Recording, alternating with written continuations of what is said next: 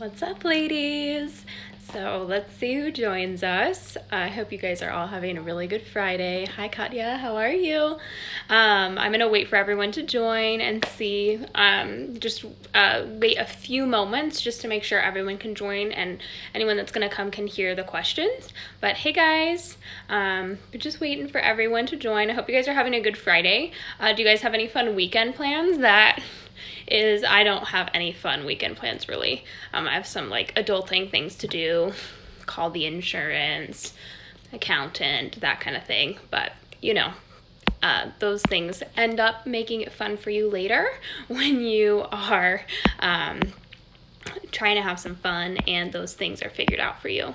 All right, guys. Hey, guys. I didn't announce this live, so I don't think there won't be as many women as when I announce, but that's okay. All right. So my LH is high and I have low progesterone. My doctor prescribed me bioidentical progesterone day 18 to 28. Would that fix high LH? Usually yes, because you guys have to remember that luteinizing hormone, or LH, is that hormone that the brain sends to the ovaries. It's a signal. So this is how ovulation works. Your body is kind of getting ready during the follicular phase to get to ovulation. The days leading up to ovulation are going to be the days that really matter. The brain sends a signal called follicle stimulating hormone to actually get that everything ready. The follicles are starting to make it to the end of towards ovulation, and so now things are getting ready. Once the ovaries start making enough estrogen, it signals the brain to release luteinizing hormone, or LH. And LH is actually what drops that egg. But when estrogen is chronically high, luteinizing hormone tends to be chronically high as well, because the signals are kind of off, right? There's chronically high estrogen, and so the brain's like, wait, luteinizing hormone, luteinizing hormone, luteinizing hormone, and the body's not now dropping an egg. It's just getting used to that high LH. And so usually we know that progesterone blocks estrogen and kind of helps estrogen fall, which is what needs to happen if we want to have regulated levels of luteinizing hormone, because luteinizing hormone is just responding to the ovaries pumping out estrogen. Sorry, that was like a choppy explanation, but that's pretty much what happens. Luteinizing hormone is high because estrogen is most likely high, and if there's no progesterone to balance that out, luteinizing hormone is going to be continually high. Luteinizing hormone tends to be high in women who are not ovulating that well, or very regularly, which is going to lead to low progesterone. Hi, Alyssa. What are your thoughts on herbal infusions as a multivitamin? I personally, like, there's a lot of girls that are in Fully Nourished right now, and there is an herbal infusion that I call your liquid multivitamin for a reason, because I actually think they're more bioavailable than taking a multivitamin. Multivitamins are very hard to pinpoint a good blend because there's usually something off in a multivitamin. These comprehensive, all-in-one type of multivitamins really don't, like, everyone always says, like, cover your bases, and I'm like, really, it's not covering your bases, because these nutrients are not that bioavailable. Your body's not getting them in the proper forms very often. And it's hard to break down a synthetic substance for your body. Yeah, your body will utilize some of it, but not in the way that you want. And so I think herbal infusions are honestly a better way to get bioavailable vitamins and minerals, because liquids are really, really powerful at being absorbed quickly. And then herbs are very, very potently rich in nutrients. So I personally like herbal infusions more than a multi. I see better results from taking like a liquid multi that I create out of herbs than actually taking a multivitamin.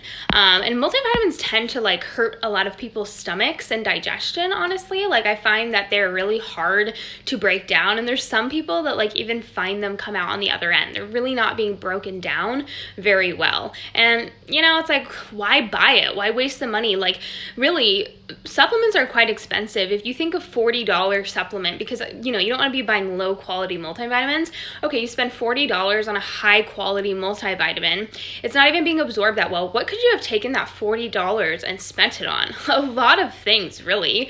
Like, I'm thinking like $40, like I could spend that on a lot of nutrient dense foods, a lot of nutrient dense herbs, teas, things like that are probably going to provide me with way more nutrients than that pill does. Do you think that if you fix stress and balance your food with protein, carbs, and fat, it will eventually heal and you can ovulate without much help? I've never ovulated on my own, but my labs are okay. Yeah, I mean, so a lot of times that stress, and when people say like my labs are okay, it's always like, which labs are you testing? There's usually something not okay if you're not ovulating. It's just about finding what it is.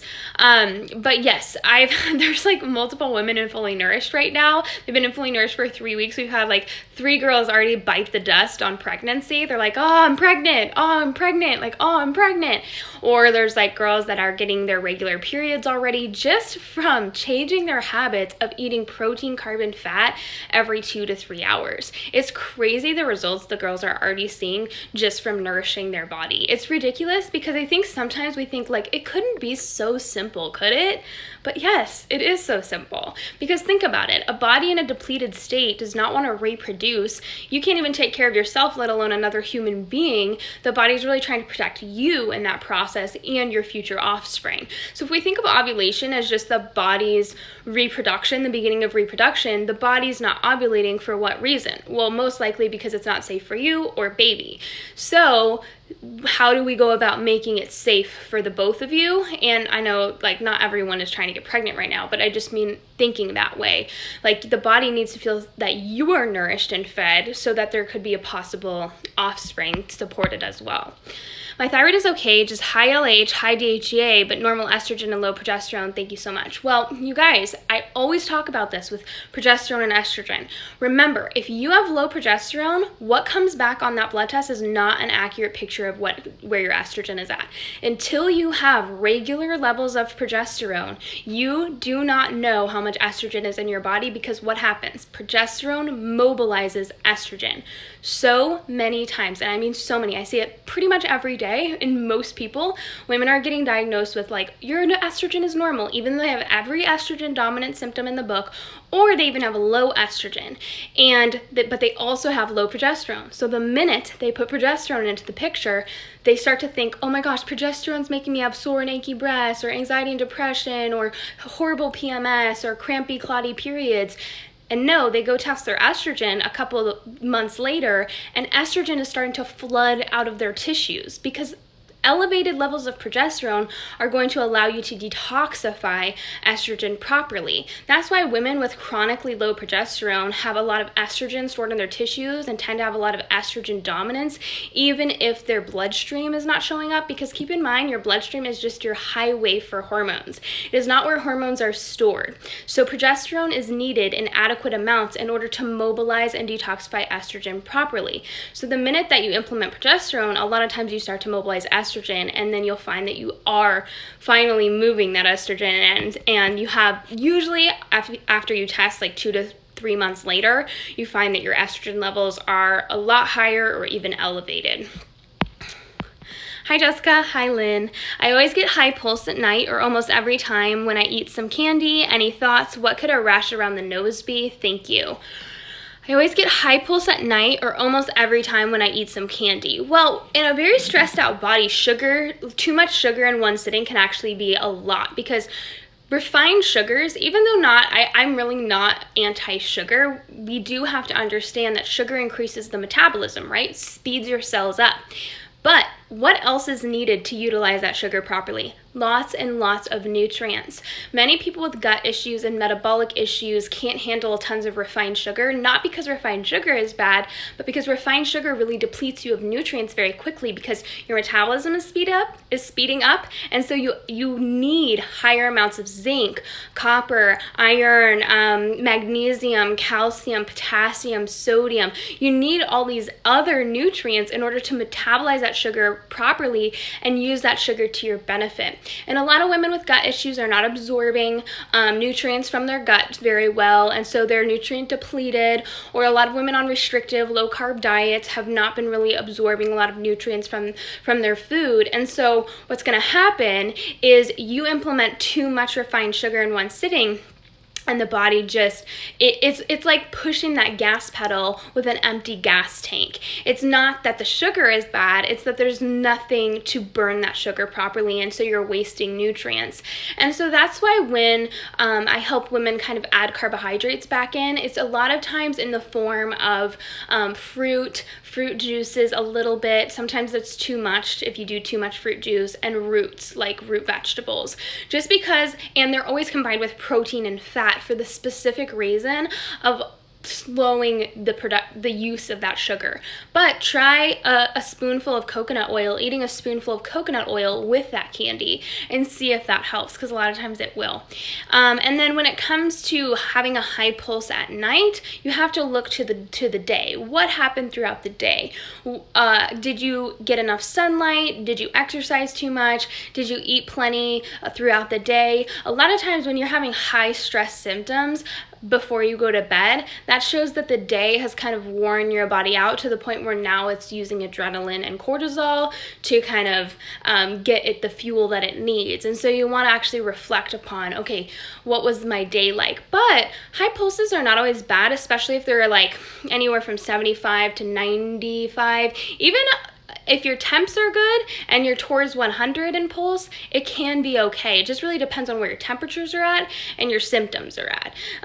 But if your pulse is just radically high, then that shows, okay, what your habits were throughout the day are causing you to use adrenaline at night. And then a rash around the nose is a lot of times fungal, but it just kind of depends. Like, it could be based on the weather. If it's itchy and oozing, it's different than just having like sores. So it could be a lot of things. But there are a lot of women that get like fungal rashes, but that's something you want to get checked out by your doctor, just to see, you know, what's going on, if you have any worries about it. Because, you know, obviously what I just talk about here is speculation. I'm not really sure. How do you tell if you have high estrogen or low estrogen? Are the symptoms very different? Very rarely do women have low estrogen unless their ovaries are really not functioning properly. And keep in mind that your skin, your tissues, your fat cells all make estrogen. Low estrogen, I'm always like, I sometimes think that low estrogen symptoms are really low progesterone symptoms or low pregnenolone symptoms, but that's just me. But low estrogen is more like low libido, vaginal dryness, just kind of feeling like meh, like you just don't have any estrogen. Whereas high estrogen symptoms are more like you feel puffy and bloated and heavy, and you usually struggle with weight gain or pounds that you cannot lose. You can struggle with like blood vessel issues, cellulite, varicose veins, headaches, migraines, like anxiety and depression before your period, a really like fatigued luteal phase that week before your period, you know, heavy, spotty, or heavy bleeding, crampy periods, really symptomatic periods, like achiness, just really bad PMS and periods. That's usually the biggest signs of estrogen. A lot of women with estrogen issues have like fibrocystic breasts or really sore and tender breasts. Or they'll have really symptomatic ovulations. Like around the time that they ovulate, they'll really start to feel like, I want to like rip everyone's head off. So high estrogen and low estrogen symptoms are not similar. Do you track macros, carbs, fat, and protein, or just eyeball? I just eyeball. I do not have the patience, nor do I have the care in the world to track macronutrients. I have way better things to do, you guys. So I mostly eyeball it. I know my body so well. Like, I know when I'm not getting enough protein. It's like that feeling when you're like so hungry, but like nothing satisfies that hunger. Like you just want to snack on chips all day. When you get that feeling, that's usually not eating enough protein. When it comes to fat, like you're not feeling satiated long enough. You feel like your meals are just like, you know, feeding you for like an hour and then you're hungry again. So I just really eyeball it. If I didn't get enough of one macronutrient at a meal, I usually just cover it during my next snack, or I'll sip on juice or something like until my next meal. So I just eyeball things. I just feel like I have way better things to do with my life than spend time on my phone like tracking the food food that I'm eating. It's just, to me, it's just like a time waste. Hi Jess, have you ever tried taking MSM flakes internally for hair health? I've never taken them MSM flakes internally, but I have taken MSM internally, and yeah, it works really, really well. I probably, if I was to do it again, I would take MSM flakes like pure rather than take a supplement that has any type of fillers in them. But yeah, it's a precursor for sulfur, and it can be very helpful for some people. I'm sure that if you were looking at a supplement, you could find that a lot of people use it and really, really like it for hair health. Another supplement that really works for like strengthening hair, skin, and nails is a supplement called BioSil, which is a choline stabilized orthosilicic acid, and it's really just silica, and that really, really does help. BioSil. I like the drops and not the pills. But yeah, MSM, a lot of women do see MSM, like both internally and externally, be pretty powerful. Can you share more about how aspirin is helpful and how to implement alongside vitamin K? Yeah, so aspirin is one of those things where it truly is not for everyone, you guys. There's a lot of people that supplement it, don't know what they're doing, or are on blood thinners. Like, you cannot take aspirin with blood thinners. You cannot take aspirin if you have a blood disorder. Like, aspirin is one of those things where you truly have to do the research yourself and make sure it's something that's right for you. I personally take one regular sized tablet once a day for prevention, but I always pair it alongside 1 milligram, not microgram, milligram of vitamin K, because aspirin does thin the blood and it can cause clotting issues. And so if you're already deficient in vitamin K, which a lot of people are because vitamin K is manufactured or synthesized in the gut for us, if you take aspirin without vitamin K, you'll find you're getting like nosebleeds, or you can have bleeding issues, and that's not something that you want. So it is one of those things where it's like, it does need to be taken responsibly. It's not something that you can just like willy-nilly supplement with, but I personally take it for prostaglandin reduction. So prostaglandins are those inflammatory compounds that drive inflammation. They're made from polyunsaturated fats, including omega-3s. The funniest thing to me is when there's a lot of like dietitians and nutritionists talking about how omega-3s lower prostaglandins, and I'm like, no, they don't. They create prostaglandins. Omega-6s and omega-3s are both polyunsaturated fats. Polyunsaturated fats are the precursor to prostaglandins. Omega-3s do sometimes block that synthesis. However, the body can take omega-3s, make them into omega-6s, and create more prostaglandins, which are those little inflammatory compounds. They're what's responsible for giving you those like cramping during your period, because they cause local clotting. They do work for you. It's not that prostaglandins are bad. It's just that most of us have way too many if we're inflamed. So my biggest thing is that when my body is pulling from my fat cells, specifically polyunsaturated fats from my fat cells, that's going to create some inflammation. That's going to create some prostaglandin production. And, you can't avoid them completely in your life. And a lot of people grew up eating lots of canola oil and soybean oil and stuff. And some of us go out to eat still. And so for me, it's a preventative mechanism. When my body pulls a polyunsaturated fat out, I have aspirin in my system to really block prostaglandins that could be created and block inflammatory processes that could occur. And then in addition, it's also supportive of the liver. So polyunsaturated fats do damage the liver when they kind of go into production.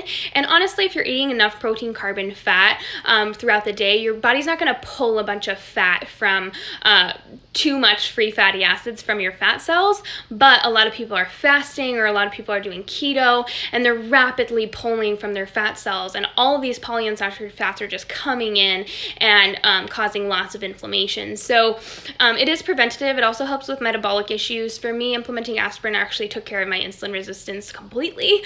And there's so many studies to back up insulin resistance. Like how it supports the liver and helps you utilize sugar better, but it should be supplemented with care. It is always a good idea to talk to your doctor about it. Usually doctors are pretty open to supplementing aspirin just because it's something that they kind of prescribe for preventative reasons. So I just like to let my doctor know that I'm on it. And it is important to have that in your records, just in case something happens that is traumatic or an emergency or an accident. They know you're on blood thinner. So that's just kind of my 2 cents. But fish oil thins the blood, vitamin E thins the blood. So don't think like, oh God, like aspirin thins the blood. Like there are a lot of supplements that thin the blood as well. So overall, yeah, I take it mostly for inflammation, but there's so many metabolic benefits just over and over. But in the Facebook group, I did reply to one of your guys' threads. I saw that you asked the question, and then another girl asked the question. So I did give you guys like some studies and some videos and things that you can look into why it is important. Keep in mind that it depletes with vitamin K and glycine, and so it can cause some stomach issues if you are deficient in glycine or you're not taking in glycine. But glycine is in like bone broth, gelatin, collagen, and it's, you know, as long as you're getting plenty of that, you're usually fine. But yeah, it's one of those things where I personally have decided it's good for me. There's some people that kind of like, I, you know, point them in the right direction to research, and they're like, yeah, it's so amazing for me. For me, I personally started taking it because of the hair loss. Like I knew I was having hair loss due to inflammation caused by keto, and I really needed to like slow the hair loss down because I didn't want my follicles to be damaged too much after I like learned more and was like, oh my gosh, what am I doing to my body? And so that has really helped like my hair loss slow down and like hair grow back and that kind of thing. Sorry for all the questions. I was reading that dairy increases insulin because of the A1 hormone and it can be bad for PCOS. I love cheese. I'm buying raw and organic. Honestly, you guys, you can find any research to back anything up. I don't believe anything I read until I experiment on my own body and I know for a fact what's going on with my own body. People have been eating dairy for thousands and thousands of years. I think it's gonna be okay. But some people cannot tolerate the A1 protein because keep in mind they took cows and they kind of bred the most highest milk producing cows, which created this kind of like modified version of cow, which cut a certain amount of amino acids from the milk. So A1 dairy does tend to be higher in some tryptophan, and A2 dairy tends to be higher in glycine. So A2 dairy is best if you can find it, but a lot of people start to freak out because they start to overcomplicate their lives and be like, I can't find A2 dairy and like this and that. So it's like one of those things where do the best you can, but at the end of the day, guys, please stop letting anyone dictate what you put in your body except for you. You are the master of your body. You know what is working for you and what's not working for you. And at the end of the day, are you sure it's the cheese causing the issues? You sure it's the cheese? Or is it you know, the fact that there's incredible amounts of inflammation or bad bacteria in the gut or years and years of under eating and over exercising that's been taking a role in depleting you, but we're gonna blame the cheese? Okay, you know, I think it's kind of a cop-out, but that's just me. So there are a lot of people on the internet trying to convince you it's this or that out of a very fear-based, like, oh God, it's the cheese, or oh God, it's the wheat. And I'm like, yeah, it's the wheat that's been fortified and messed up by humans. Or, you know, is it the cheese, or is it the fact that there's like tons of additives in your cheese? You know, no one ever talks about like, well, you know, American cheese and cheese that is just pure solidified milk is not really cheese as, you know, we would consider cheese thousands of years ago. Thousands of years ago, cheese was really like aged and kind of potent, and you wouldn't eat a lot in one sitting because it was very like pungent, you know? And so now it's like, well, what have we made of cheese?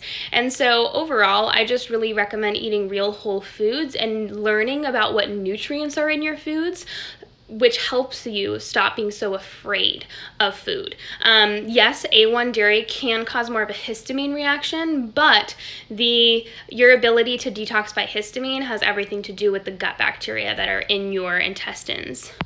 What number is considered to be high LH? It really depends on what time of the cycle that you're in and what your own personal lab ranges are, but usually it's like kind of creeping higher, like towards 10 or even above 8, I want to say. But again, it really depends on like what measurements your lab is using and what phase of your cycle that you're in. But you want to look at that LH to FSH ratio. Would you recommend taking zinc and vitamin B supplements when coming off birth control? Probably. Keep in mind that B vitamins, birth control does deplete zinc, it does deplete B vitamins, it depletes vitamin C and E as well. I really like a vitamin C supplement just to keep stress down and really help with any type of like free radical damage. But B vitamins and zinc are really safe, usually pretty safe supplements, and do a lot of benefit. But if you haven't read the Period Repair Manual by Lara Bryden, she has a lot of recommendations for supplements coming off of birth control. Thoughts on chia and flax? All this omega-3, 6 stuff is so new to me. Cut out as many PUFAs as possible. Should I be watching omega-3 and 6 too? What is prostaglandins? Sorry, loaded question.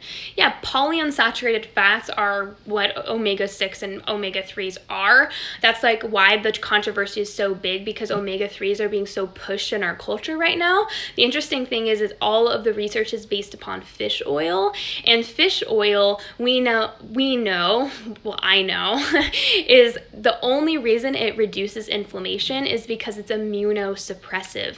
It actually has so much damage on the liver and increases cortisol production that it's going to have an anti-inflammatory effect, because we know cortisol suppresses inflammation.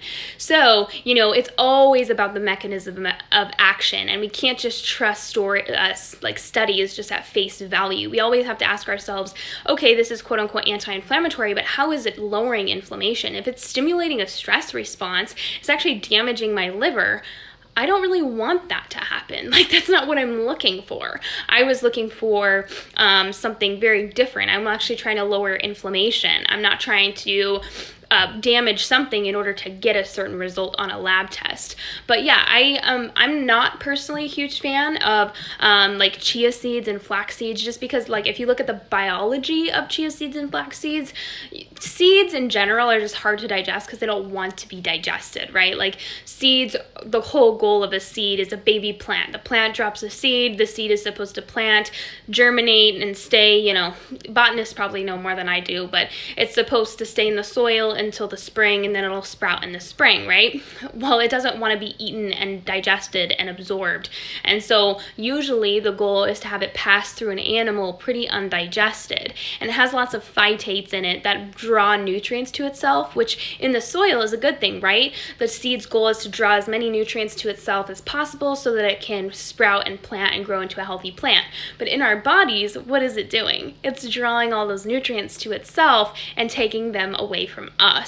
And so for me, I don't think having some chia seeds and flax seeds here and there are going to be a huge issue, especially if they help with your digestion. It's better to eat some freaking chia seeds or flax seeds and poop than not at all. But I don't think it's we should really be treating them as a health food or a staple in our diet. I think that's kind of ridiculous and not going to really benefit us in any way.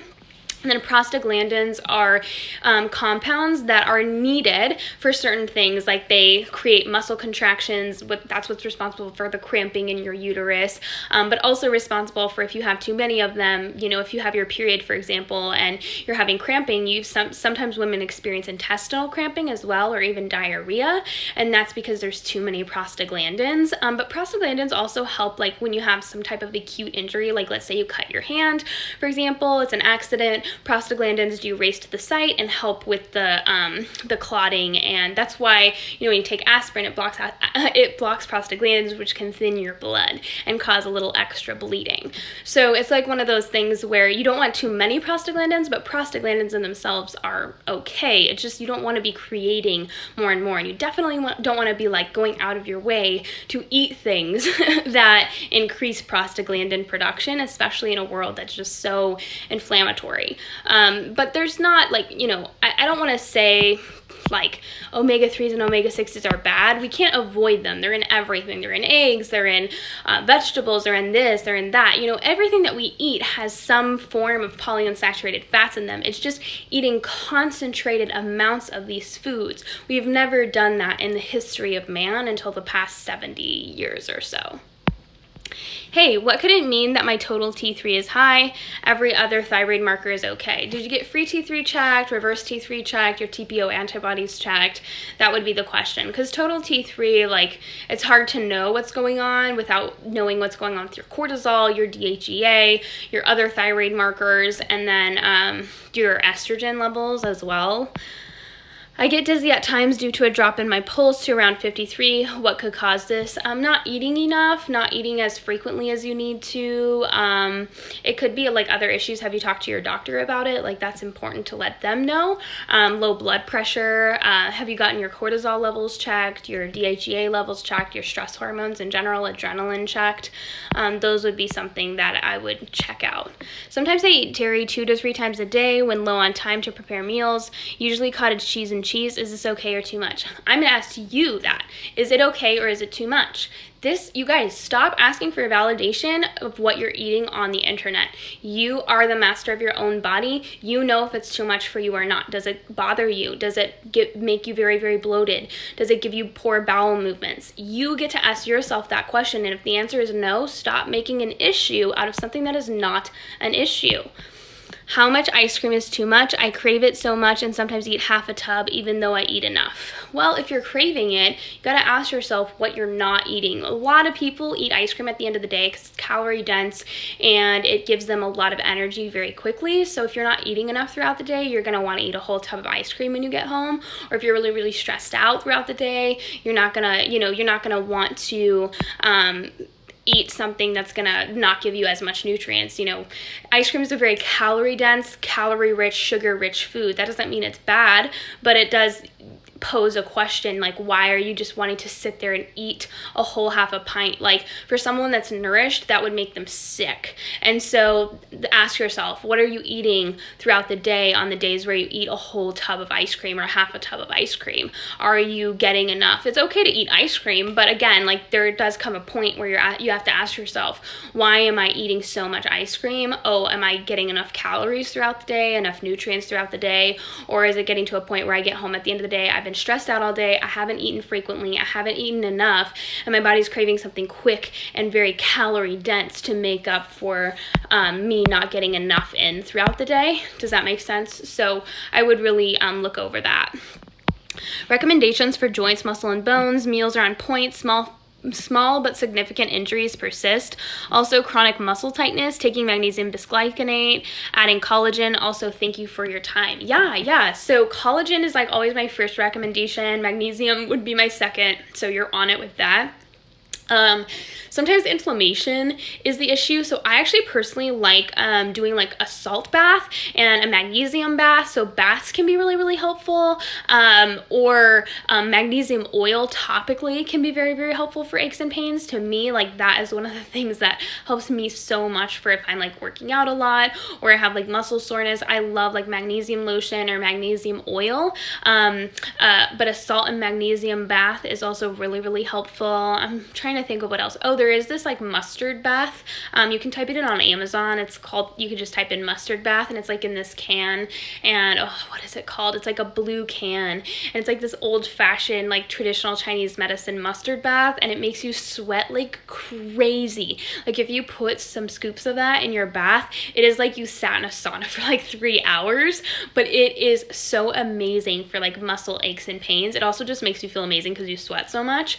But there's a lot of people that use silica. There's a supplement called BioSil that a lot of people like for that reason. I've taken it before for a different reason, but I have heard that it helps with achy joints and like achy muscles. And then MSM is also something, any type of sulfur-based supplement can sometimes be helpful as well. So those are some things that I would look into. Any tips to improve gallbladder? I know you mentioned it can be cause for estrogen dominance. Yeah, it can be a cause, or it can also be an effect, because estrogen does affect the flow of the gallbladder. The first thing is, if you have thyroid issues, that's probably why the gallbladder is not flowing very well, because the thyroid is going to really affect the way the gallbladder contracts. But if that's all good, I think that like the biggest thing is just making sure you're chewing your food really well and focusing on digestion, like not being super stressed out while you eat. That's like one of the biggest things, making sure you're completely saturating your food with your saliva and not just like scarfing food down. Also, like bitter things, like some people take digestive bitters, but just any type of bitter herbs or bitter greens can be helpful.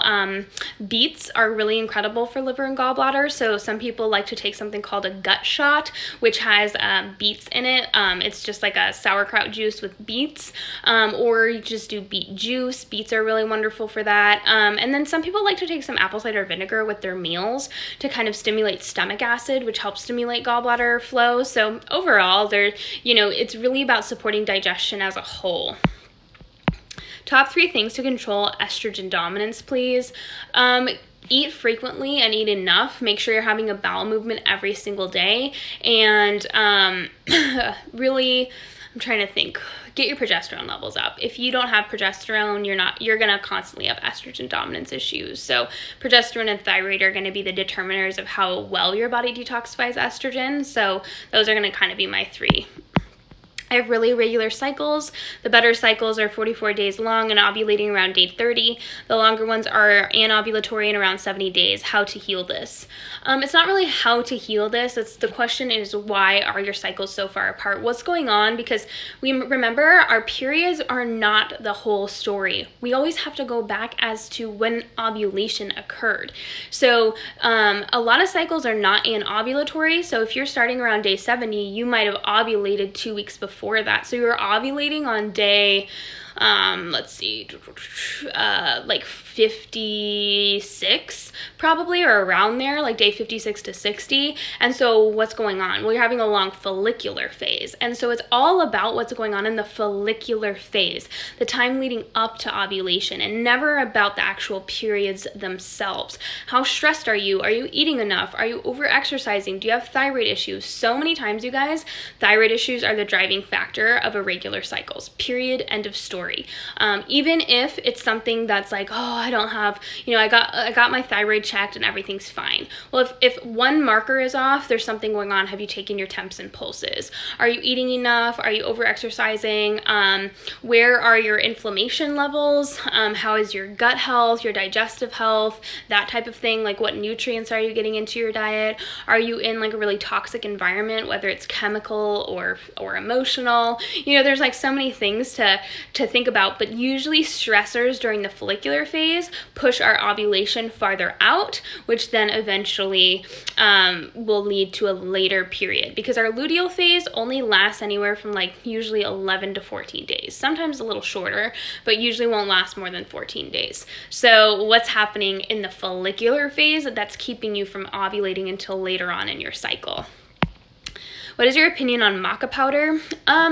It just kind of depends. Like, I just think it's kind of a band-aid, but I'm not a huge fan of raw maca, because raw maca is disgusting for you. It is anti-thyroid, and the Mayans, who kind of started the whole maca thing, they always boiled their maca. They never ate it raw, and we, dumb people that we are now eating it raw. And it's a goitrogen, it's a cruciferous vegetable. So if maca is going to be consumed, it should be gelatinized or boiled or prepared. And cooking things generally, you guys, is so much better than raw, because it actually breaks it down into easily absorbable and digestible compounds for us, okay? So if it's going to be maca powder and it truly helps you, there's so many women that like really do get helped by maca powder, then it should be gelatinized and cooked. Or I should say gelatinized means it has been cooked or boiled. Thoughts on using essential oils? I'm kind of neutral on it. You guys know that I think that they're way abused and overused. They should never ever be taken internally. It's so ridiculously stupid to take them internally, unless they're like guaranteed a supplement for human consumption. I'm not talking about like saying they're edible or food grade. That's different. It's like if it's something like, for example, a supplement I use is called oreganol, and it's specifically for like food grade consumption, but nothing like doTERRA or Young Living. They say their stuff is food grade. You never want to take that stuff internally. It's wrecking the liver. And it just because it's natural doesn't mean it's better for you. And just because it's natural doesn't mean it's not as hard on the body. So plants are medicine. They should be treated that way. They should be really treated with respect. And if they're being put on topically, they should always be diluted, and they should never be overused or abused. I see so many people just slathering essential oils all over their thyroid, and I'm just like, please don't do that. You know, those phenols in the essential oils just go into that fatty tissue, and a lot of plants are estrogenic, you guys. And so I see a lot of people that overuse essential oils, just they have like some estrogen based issues, especially like those really estrogenic plants like lavender. Now again, I'm not saying that essential oils are bad. Like, essential oils should be definitely in the medicine cabinet, and they should be used as needed, but they shouldn't be like an everyday, like, oh, I'm just gonna slather them all over my body. That's really abusing them, and it really does not that you're not respecting the fact that they're a very powerful plant. Like, you wouldn't like rub Advil all over your body, or like Tylenol all over your body like every day, like I'm just gonna rub myself an Advil and Tylenol and antihistamines. Like, that's not what we do. So it should be treated very similarly. But aromatherapy wise, they can be really incredible. So I think like breathing them in is a little bit less potent than like rubbing them all over your body or putting them internally into the body, God forbid. So that's kind of my take on them. Like, I think that they're powerful, don't get me wrong, but I think they're just really abused, and everyone's just being very irresponsible with them due to like the MLMs, you know, just like doTERRA and Young Living are just like not educating people, and they're like, people are just like slathering them all over. They have like bucket loads of these oils, and they're doing a lot of damage. How can I get excess iron out of the body without inhibiting other minerals? The goal is to really get progesterone levels up, because that's going to really help you get estrogen out of the body. Keep in mind that estrogen causes iron to become tissue bound. And so not everyone has an iron issue. I think like if you suspect you do, like it's always a good idea to get like an HTMA hair mineral analysis or something like that to really see like what you have going on. But usually it's as easy as like really getting estrogen mobilizing and getting iron out that way, and then just making sure the gut's moving, the liver and kidneys are supported, that kind of thing. That's like the first steps, and then there are like other ways like vitamin C and things like that, but it really just depends on what's going on. Sometimes if people suspect they have iron overload issues, or they know they have iron overload issues, cutting iron rich foods out for a period of time can be helpful, like not cooking in cast iron, for example, eating less meat for a period of time, and sticking to more like dairy, eggs, and shellfish and like whitefish for a source of protein. But it's kind of one of those things where it's really about knowing if it's an issue first and then going from there. What are your thoughts on Accutane? Can your body heal post-Accutane? What does it do to your body exactly? Accutane is just a high dose of synthetic vitamin A. So we know that synthetic vitamin A it can be very toxic in high amounts.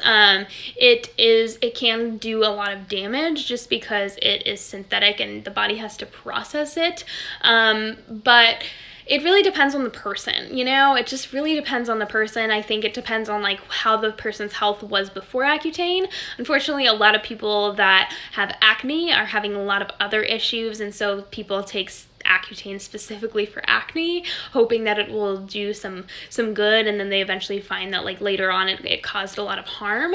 But that's not in every case. So it's just really about like supporting the liver and kind of figuring out how it affected you, like tracing your health back and saying like, okay, what happened post Accutane, and kind of like figuring out, okay, my issues are now they seem pretty liver related, or they seem gut related, or this or that.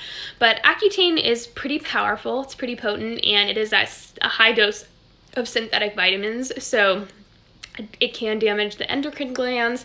How long is really dependent on the person, and it just kind of depends. Like, it really depends on the person, but you kind of have to, I guess, do a timeline and figure out like what damage did it do? Did it do any damage, or did it is it fine? Because sometimes we like try to make issues out of things that are not issues, but there are people that can track back all of their symptoms to like when they took something like that. So that's not to discount that there can be an issue with it. It's just more like, there's probably other issues going on pre-Accutane that made the Accutane do more damage than it should have, that kind of thing.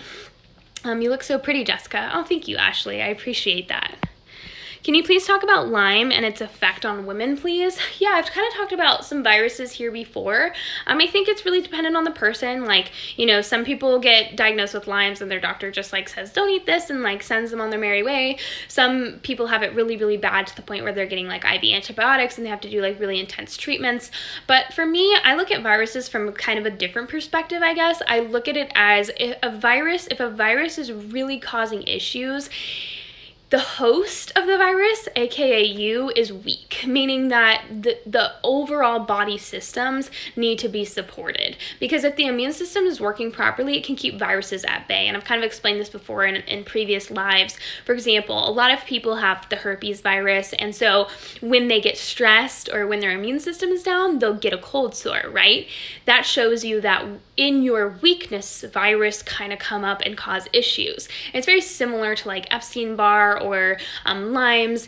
It really is looking for opportunity, and when it has an opportunity, meaning you are weak or your immune system is down, it will kind of try to take some more of a hold. And so our goal as a person, you know, we can't kill viruses. Viruses are hard to kill, right? We could try all we want. We could try to kill co-infections, and that's all good and dandy, but at the end of the day, a lot of women are finding that they're right back to where they started, exhausted all the time. They feel like they're having a constant low-grade infection, and that's because they're not understanding that they need to support their body as a whole. The thyroid is the driver of the immune system. If you are not eating frequently, you're not eating enough, you're not supporting your liver through sugar and protein, which is what the liver needs. No amount of coffee enemas or milk thistle is going to support your liver if you're not eating enough sugar and protein. You know, if you're not supporting your body with the nutrients that it needs to support healthy cells and a healthy immune system, and not making sure that the hormones or the chemical signals are balanced, then what's going to happen? Your body is going to be susceptible to viruses, susceptible to bacteria, susceptible to sickness. It's like people that have really bad gut issues. They always have immune systems that are down. They're always getting colds. They're always getting the flu. They're always getting, you know, issues that are unexplained. And it's because their immune system is down. And so it's very similar with Lyme's. Like, I personally don't really do a lot with Lyme's. Like, people come to me and they let me know and they say like, hey, I have Lyme's, and I say, okay, great, we're going to support your body and we're going to see how that goes. And so many times it's like, oh, I feel so much better, or viruses don't really cause a problem to them very, very much anymore because they've supported their body as a whole. And yeah, it takes time to get there for sure. It's not like, oh, you know, I eat every 2 to 3 hours and I feel great now. It takes time to get there, you know, getting your thyroid levels up, getting your immune system back up, making sure you're getting enough of the right nutrients, you're lowering inflammation systemically throughout the body. You're really giving the body everything it needs to take a hold of those viruses, and then those viruses become more of like a non-issue. Yeah, you have them, but they're not bothering you in any way. What kind of collagen should I buy? I personally like Great Lakes brand or Vital Proteins. It does need to be high quality. Sometimes in the process of taking gelatin and breaking it down into collagen so it doesn't gelatinize, you can create lots of MSG. It's monosodium glutamate or similar glutamate is going to just be a protein that's excitatory and stimulating. So it's like one of those things where you want to buy high quality collagen. Gelatin is sometimes even better. Like if you can tolerate the fact that it gets thick and it's kind of annoying to put into things. Gelatin is the best, but collagen tends to be more convenient. So I just always recommend a higher quality brand like Great Lakes or Vital Proteins. Reading my previous question, my total T3 was high, antibodies and everything else okay, high DHEA and testosterone and low sex hormone binding globulin. What's the deal with free and total T3? It can be a lot of things. It can be that your body's overproducing T3. It's hard to know what's going on. Like, you guys always ask me like, very pointed hormonal questions, and it's like, I don't know, what your daily habits are. I don't know how much stress is in your life. I don't know what your heavy metal exposure is. I don't know, if you're being exposed to like radiation and EMFs from cell towers next to you. It's so hard to know what's going on, but like you said, like there is some type of imbalance in your thyroid, but your stress levels are high DHEA, high testosterone, low sex hormone binding globulin. And so that's all a sign of stress. I thought you said your labs were okay, but those labs are not okay. Those are signs of stress, you know? And so you want to get your sex hormone binding globulin up. You want to get your DHEA and testosterone down. And so I would look into cortisol for that, because so often if DHEA and testosterone are high, stress hormones like adrenaline and cortisol are also high. Because remember, the only thing protective enough against our body eating itself with cortisol and adrenaline are DHEA and testosterone, or androgens. Can I ask what city you live in, Jessica? I live in the Southern California, Temecula area.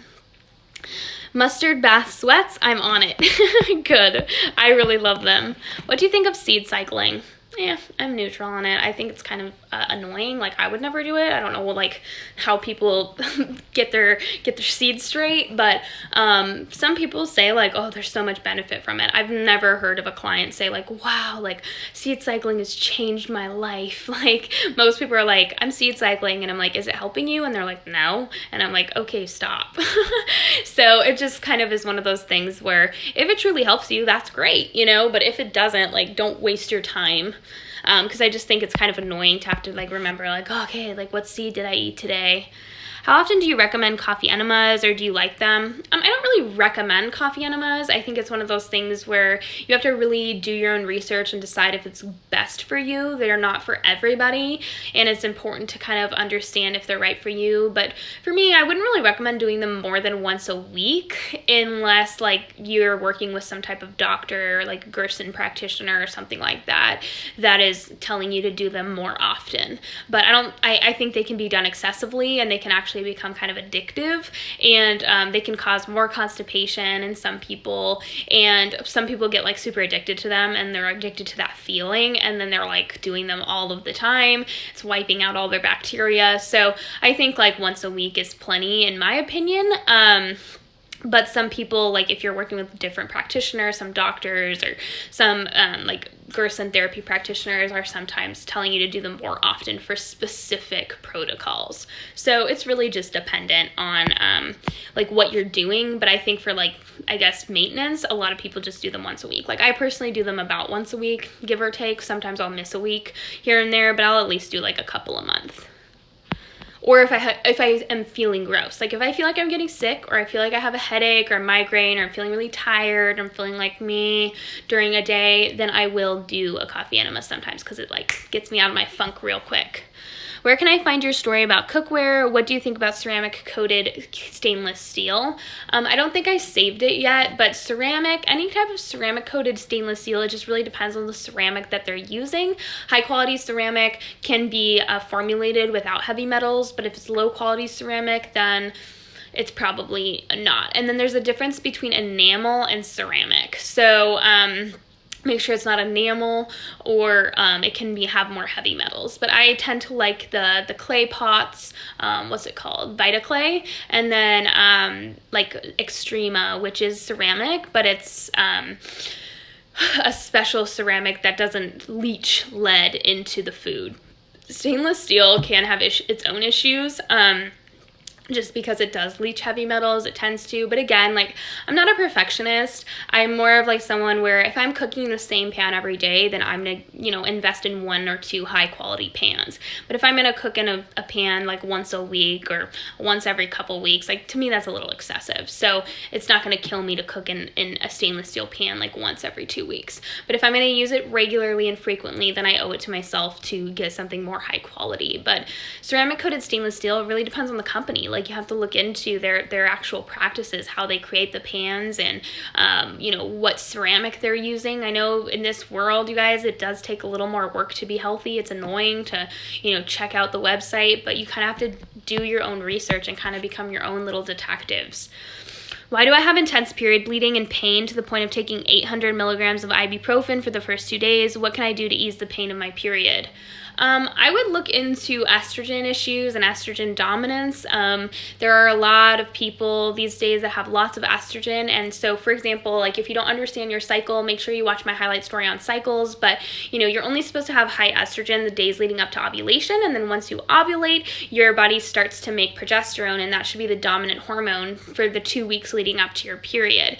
And if progesterone is not that dominant hormone and estrogen continues to be high throughout the cycle, we're exposed to estrogen in our environment, if you're drinking plastic water bottles, if you're using a lot of chemically laden products, like you haven't really cleaned up your hygiene products or your makeup products, if you eat a lot of like phytoestrogenic foods, or you're really, really stressed, like you overexercise and you undereat, then sometimes that stress can deplete us of progesterone. We're not going to make enough. And so we'll kind of have those estrogen dominant symptoms, which is like really painful and poor PMS and really heavy clotty periods and cycles. That's just my kind of speculation, an observation that I've made. So that's something to look into for sure.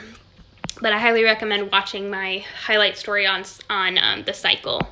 I have Hashimotos. Can I have nightshades in moderation? You guys, stop asking for validation or permission for foods on the internet. You can decide if you have nightshades in moderation. Do they inflame you? Do they bother you? If they do, then no. But if they feel fine and you don't have symptoms, why make an issue out of something that's not an issue? What to do if your body wakes up every 4 to 6 hours of sleep feeling weird but tired, needing to pee, and not able to go back to sleep? Take magnesium before bed too. How often are you eating throughout the day? Are you eating enough protein, carb, and fat? Do you eat every 2 to 3 hours? Do you eat a bedtime snack?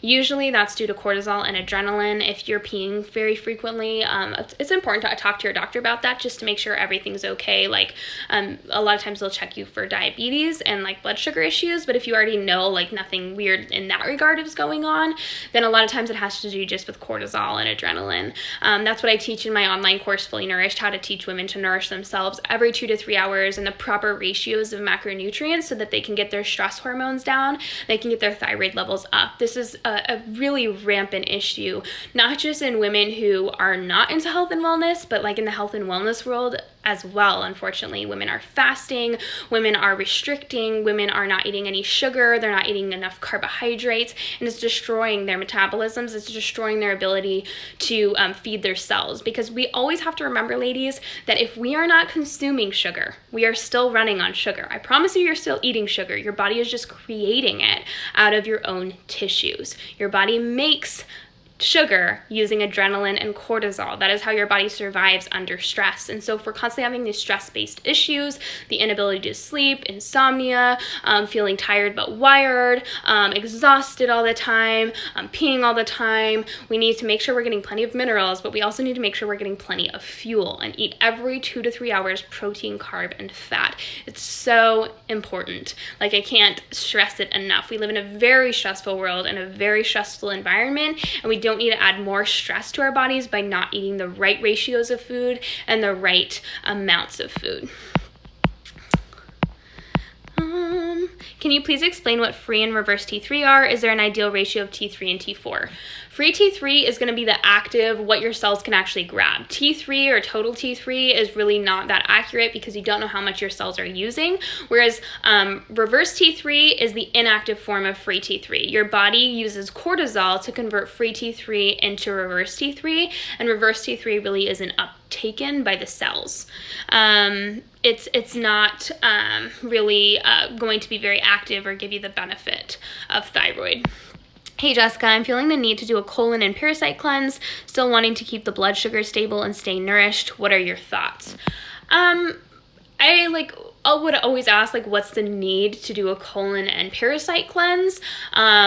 If we need to like do colon cleanses and parasite cleanses like periodically, then we're not really understanding that every day should be the day to support your colon and your body. And so if we're having to periodically do cleanses to feel better, then we need to ask ourselves, what is our diet serving us?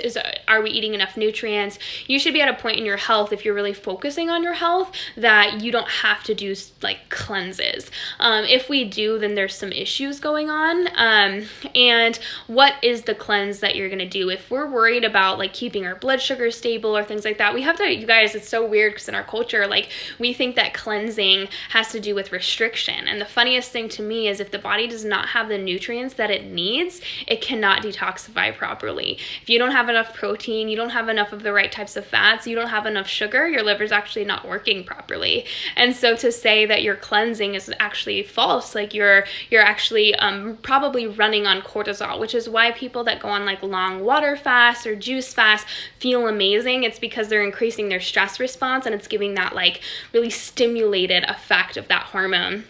So overall, like I'm not a huge fan of colon and parasite cleanses. That's just me. If the body is healthy, the body takes care of pathogens like parasites. But it just kind of depends on what you're gonna do, parasite and colon wise. Ashley, you're the best thing that's happened on Instagram. Oh, you guys are so sweet. Okay, Instagram's cutting me off in a minute and a half, so I'm gonna answer 1 or 2 more questions, okay? What should I do if my blood work comes back and I'm low estrogen? Check your progesterone levels. What are your progesterone levels at? So why do you think so many people with PCOS have success on keto if carbs are important for us? Well, what do you deem success? If success just means weight loss, then I guess that's success. But to me, if you're losing weight with adrenaline and cortisol, that's not success. That's going to wear you down really quickly, age you very quickly, and you're going to end up worse off than you were before a year or 2 down the line. Is your Fully Nourished course designed for someone with Hashimotos? It's designed for anyone that's struggling with metabolic issues, so like adrenal fatigue. Well, I call it adrenal fatigue, but it's not really. The adrenals have fatigue, thyroid issues, things like that. But I'll be sharing in the coming weeks, like people's success already. People are seeing such amazing results with like their thyroid issues and things like that. Can low estrogen cause hair loss? Yeah, it totally can, because it's sometimes can be caused by inflammation, but it can also be hormonal. Could swimming often in a chlorinated pool cause an issue hormonally? Oh yeah, I mean, chlorine is super anti-thyroid, and it's stressful for the liver. Now, it just really depends on how often you do it, and you want to weigh the pros and cons of like if it's mentally good for you, you know, because mental and physical are both different. All right, you guys, thank you so much for your question. Instagram's cutting me off. Love you.